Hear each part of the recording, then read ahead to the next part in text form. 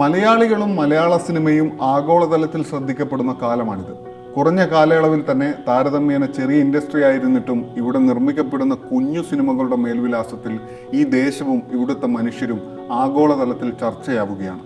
ഇത്തവണ മലയാളികൾക്ക് മുഴുവൻ അഭിമാനമായി മാറിക്കൊണ്ട് കേരള സർക്കാരിൻ്റെ സ്ത്രീ ശാക്തീകരണ പദ്ധതിയിൽ ഉൾപ്പെടുത്തി KSFDC നിർമ്മിച്ച വിക്ടോറിയ എന്ന സിനിമ ഷാങ്ഹായ് അന്താരാഷ്ട്ര ചലച്ചിത്രമേളയിൽ ഏഷ്യൻ ന്യൂലാൻഡ് വിഭാഗത്തിൽ മത്സരിക്കുന്നു. ജെ ശിവരഞ്ജിനിയാണ് സിനിമ സംവിധാനം ചെയ്തിരിക്കുന്നത്.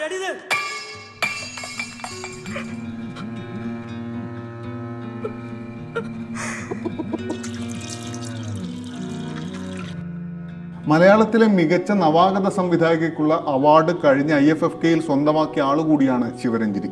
കഴിഞ്ഞ വർഷം കാൻ ചലച്ചിത്രമേളയിൽ പ്രദർശിപ്പിച്ച all we imagine as light grand prix പുരസ്കാരം നേടിയത് നമ്മളെ എത്രത്തോളം ആവേശം കൊള്ളിച്ചോ അത്രത്തോളം തന്നെ, അല്ലെങ്കിൽ അതിനും മുകളിൽ ആവേശം കൊള്ളിക്കേണ്ട സിനിമയാണ് വിക്ടോറിയ.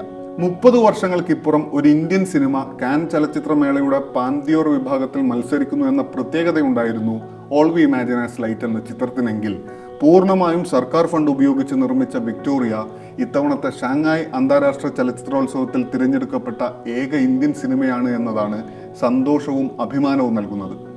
സർക്കാർ പ്രൊജക്ടിന്റെ ഭാഗമായി സ്വാഭാവികമായും ഉണ്ടാകുന്ന സാമ്പത്തിക നിയന്ത്രണങ്ങൾക്കെല്ലാമിടയിലും സിനിമ അതിശക്തമായി അതിൻ്റെ ഉള്ളടക്കത്തെ പ്രകാശിപ്പിച്ചിരിക്കുന്നു എന്ന് കഴിഞ്ഞ IFFKയിൽ സിനിമ കണ്ടവർക്ക് എല്ലാവർക്കും അറിയാം. ഒരു ബ്യൂട്ടി പാർലറിലാണ് സിനിമ പൂർണ്ണമായും സംഭവിക്കുന്നത്. അങ്ങനെ ഒരു കൺഫൈൻഡ് സ്പേസിൽ ഒരു സിനിമയുടെ എല്ലാ വൈകാരികതകളെയും കഥാഗതിയുടെ കയറ്റിറക്കങ്ങളെയും ഉൾക്കൊള്ളിക്കുക എന്നത് എളുപ്പമല്ല. പുറത്തുനിന്നും ആളുകൾ വന്നുപോയിക്കൊണ്ടിരിക്കുന്ന ഒരു സ്ഥാപനത്തിന്റെ അപ്രതീക്ഷിതത്വങ്ങൾ മുഴുവൻ നിലനിർത്തുമ്പോഴും തൻ്റെ ജീവിതത്തിലെ ഏറ്റവും നിർണായകവും വൈകാരികവുമായ അവസ്ഥയിലൂടെ കടന്നുപോകുന്ന വിക്ടോറിയ എന്ന ബ്യൂട്ടീഷ്യനെ കൂടി ഉൾക്കൊള്ളുകയാണ് ആ ബ്യൂട്ടി പാർലർ.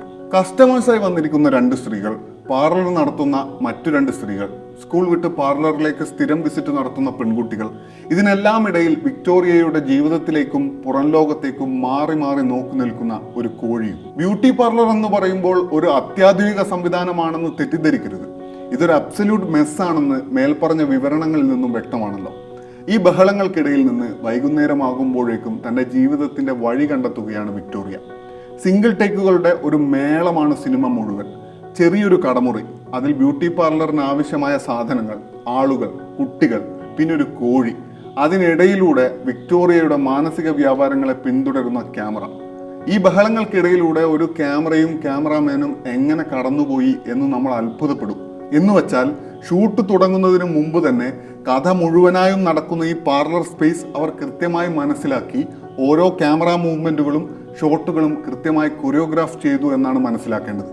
പരിമിതമായ ബഡ്ജറ്റിൽ സിനിമ അതിൻ്റെ അന്തസത്ത ഒട്ടും ചോരാതെയാണ് നിർമ്മിച്ചിരിക്കുന്നത് എന്ന് മനസ്സിലാക്കാൻ അപ്രതീക്ഷിതമായി കടന്നു വരുന്ന ഒരു ഡ്രീം ലൈക്ക് സീക്വൻസ് ധാരാളമാണ്. അത് കൃത്യമായി പ്ലേസ് ചെയ്യുന്നതിലും അതിലൂടെ കാഴ്ചക്കാരുടെ ഇമോഷനെ എലവേറ്റ് ചെയ്യുന്നതിലും സിനിമ പൂർണ്ണമായും വിജയിച്ചു എന്ന് പറയാം. ഒരു കൺഫൈൻഡ് സ്പേസിൽ നടക്കുന്ന ഡ്രാമയ്ക്കിടയിലൂടെ തന്നെ സ്ത്രീകൾക്കിടയിൽ നിലനിൽക്കുന്ന സിസ്റ്റർഹുഡും ഒരു സ്ത്രീ റിലേഷൻഷിപ്പിൽ അനുഭവിക്കുന്ന അനിശ്ചിതത്വങ്ങളും സംഘർഷങ്ങളും അതിൻ്റെ സ്വാഭാവികതയിൽ അവതരിപ്പിച്ച് അത്ഭുതപ്പെടുത്തുകയാണ് സംവിധായിക ശിവരഞ്ജിനി. പടവുകൾ ഓരോന്നായി കയറുകയാണ് വിക്ടോറിയ. സാധാരണക്കാരുടെ ജീവിതവും സങ്കടങ്ങളും സന്തോഷവും എല്ലാമാണ് ഈ സിനിമ. നമ്മുടെ പിന്തുണ ആവശ്യമുള്ള സിനിമയാണ്. കഥയുടെ ഒടുക്കം പാർലറിന്റെ വാതിൽ തുറന്ന് ഇറങ്ങിപ്പോകുന്ന വിക്ടോറിയ ഒരു കൈയിൽ ആ കോഴിയെയും ചേർത്ത് പിടിക്കുന്നുണ്ട്. സ്നേഹത്തോടെ, കരുതലോടെ ഈ സിനിമയെയും നമുക്ക് ചേർത്ത് പിടിക്കാം.